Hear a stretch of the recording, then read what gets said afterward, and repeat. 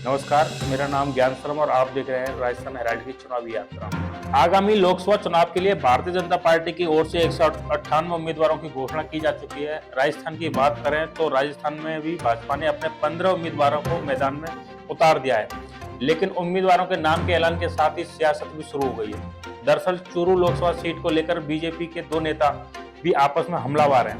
दरअसल राहुल कसवा के टिकट कटने की चर्चाएं राजनीतिक गलियारों में गूंज रही है। आपको बता दें कि उनकी टिकट काटकर चूरू से पैरा ओलंपियन देवेंद्र झाझड़िया को दिया गया है। अब चर्चा है कि क्या सांसद राहुल कसवा भाजपा का दामन छोड़कर कांग्रेस का हाथ पकड़कर चूरू से लोकसभा चुनाव लड़ेंगे। दरअसल चूरू लोकसभा क्षेत्र कसवा परिवार का गढ़ रहा है। यहाँ पर सांसद राहुल कसवा दूसरी बार चूरू से सांसद हैं। उनके पिता राम सिंह कसवा भी चूरू से सांसद रह चुके हैं। राहुल कसवा के दादा भी चूरू से सांसद रह चुके हैं। अब ऐसे में चर्चा का बाजार गर्म है कि राहुल कसवा का अगला कदम क्या होगा। वहीं कयास लगाए जा रहे हैं कि झाझड़िया के खिलाफ कांग्रेस कसवा को अपने उम्मीदवार बना सकती है। चूरू कांग्रेस से जुड़े सूत्रों के अनुसार पार्टी हाथ के साथ चुनाव लड़ाने के लिए कसवा को बुलावा भेज सकती है, लेकिन इसके पहले जान लेते हैं कि सियासी तकरार आखिर शुरू कहां से हुई थी। आपको बता दें कि 2023 में विधानसभा चुनाव में चूरू की तारानगर सीट से नेता प्रतिपक्ष राजेंद्र राठौड़ को मैदान में उतारा था। राठौड़ चुनाव हार गए और इसके बाद करीब 3 महीने पहले चूरू के सादुलपुर में मीडिया से बात करते हुए राजेंद्र राठौड़ ने विधानसभा चुनाव में खुद की हार को लेकर भीतरघात को जिम्मेदार ठहराया था। राठौड़ ने इशारों में राहुल कसवा पर भीतरघात का आरोप लगाया था और उन्होंने निशाना साधते हुए कहा कि इस बार चुनाव में हार हुई है, जनता का फैसला स्वीकार है, लेकिन बहुत से जयचंदों ने भी अपनी भूमिका निभाई है। तारानगर सीट से चुनाव हारने के बाद भाजपा नेता राठौड़ ने बिना किसी का नाम लिए राहुल कसवा पर जमकर निशाना साधा। उन्होंने कहा कि मुंह में राम बगल में छुरी लेकर भी कई लोग सत्ता के नजदीक आने के लिए कोशिश कर रहे हैं। उनके चेहरे का नकाब जल्दी उतरने वाला है। एक सभा में भी बीजेपी नेता ने जयचंद के रूप में जमकर विरोध भी जताया था। इसके बाद से राजेंद्र राठौड़ की हार के पीछे भीतरघात का कारण माने जाने लगा। अब लोकसभा चुनाव में इसी के चलते कसवा का टिकट काट दिया गया। माना जा रहा है कि कसवा को चूरू लोकसभा सीट पर राजेंद्र राठौड़ की अदावत महंगी पड़ी। विधानसभा चुनाव के बाद से ही राहुल कसवा और राठौड़ के बीच सब कुछ ठीक नहीं चल रहा था।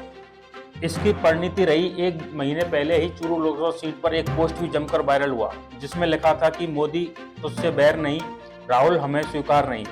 इसको अलावा राजेंद्र राठौड़ ने तारानगर से चुनाव हारने के बाद उनके द्वारा दिया गया एक बयान भी लगातार चर्चाओं में रहा था। अब जमकर चर्चा हो रही कि राहुल कसवा को राजेंद्र राठौड़ से अदावत महंगी पड़ी है। राहुल कसवा के टिकट कटने के बाद से ही लगातार सोशल मीडिया पर उनकी प्रतिक्रियाएं सामने आ रही हैं। उन्होंने कहा कि जयचंदों के बीच रहने वाले जयचंदों की बात करते हैं। क्या एक व्यक्ति हमारे आने वाले भविष्य का फैसला करेगा कि यहाँ पर कौन जिएगा कौन मरेगा?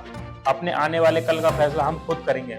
मैं 6 दिन से एक ही सवाल पूछ रहा हूँ कि मेरा कसूर क्या था, मगर पार्टी के लोग मेरा फोन ही नहीं उठा रहे। किसी ने उठाया तो मौन रहे। इस दौरान भीड़ में जब राहुल कसवा ने अपनी मां कमला कसवा नजर आई तो उन्होंने जोर से कहा, मां तेरा छोरो अभी जिंदा है। इसके बाद जमकर जिंदाबाद के नारे लगे। मैं आश्वस्त था, कामों का परिणाम अच्छा मिलेगा। कसवा ने कहा, 1 तारीख को मैंने मीटिंग की थी, मैं आश्वस्त था कि मैंने जो काम किए हैं उनका परिणाम मुझे अच्छा मिलेगा, लेकिन अगले दिन पता चला कि टिकट कट गया।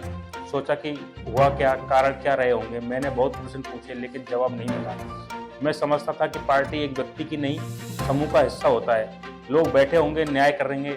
मुझसे आकर पूछा तो लगेगा कि उन्होंने राजेंद्र राठौड़ का नाम लिए बिना ही कहा कि जयचंदों के बीच में रहने वाले जयचंदों की बात करते हैं। सच्चाई और ईमानदारी के विरोध में एक आदमी के अहंकार की लड़ाई। सांसद ने कहा, ये लड़ाई एक विचारधारा की लड़ाई है। सच्चाई और ईमानदारी के विरोध में एक आदमी के अहंकार की लड़ाई है।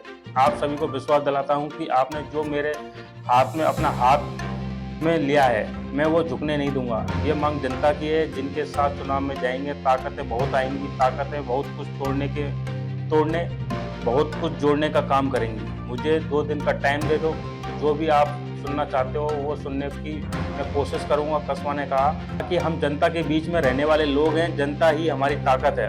वह ताकत ही थी 1991 में भैरव सिंह शेखावत ने मेरे पिताजी राहुल कसवा को टिकट दिया था, जब हम सिर्फ सरपंच ही थे।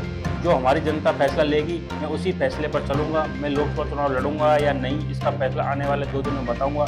रात को सोचता हूँ कि मेरा कसूर ही क्या है। कस्बा कांग्रेस से चुनाव लड़ें तो जीत 100% पक्की है। इसी बीच बीकानेर कांग्रेस अध्यक्ष कृष्णाराम स्याग ने दावा किया है कि अगर राहुल कस्बा कांग्रेस से चुनाव लड़ें तो जीत 100% पक्की है। दरअसल राहुल कस्बा और उनका परिवार चूरू की राजनीति में पिछले 3 दशक से बड़ा दखल रखता है। लगातार 2 बार कस्बा यहां से सांसद चुने गए हैं, लेकिन इसके बाद में उनका टिकट काटने की चर्चा पूरे इलाके में है। कांग्रेस भी इस बात का फायदा उठाने में पीछे रहने वाली नहीं है। अब देखना होगा कि कांग्रेस या कस्बा को अपनी ओर लाने में कामयाब रहती है या किसी और नेता पर दाव